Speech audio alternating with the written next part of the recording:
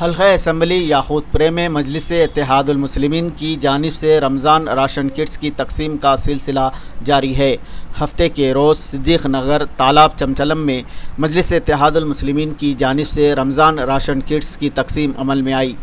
मजलिस इत्तेहादुल मुस्लिमीन के सदर बैरिस्टर असदुद्दीन अवैसी की हिदायत पर मजलिस के MLA हल्का असम्बली याकूतपुरा जाफ़र हुसैन मेराज की निगरानी में हल्का असम्बली याकूतपुरे के इंचार्ज यासर अरफात और मजलिस के सरगर्म कारकुन सादिक सिराज ने सिद्दीक नगर और तालाब चमचलम में हफ्ते के रोज़ रमज़ान के राशन किट्स तकसीम किए।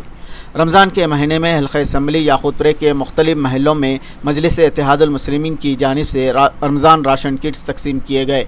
इस मौके पर इब्तदाई सदूर मजलिस इत्तेहादुल मुस्लिमीन, मुकामी कायदीन और मजलिस के मुकामी कारकुन मौजूद थे। हैदराबाद न्यूज़ उर्दू।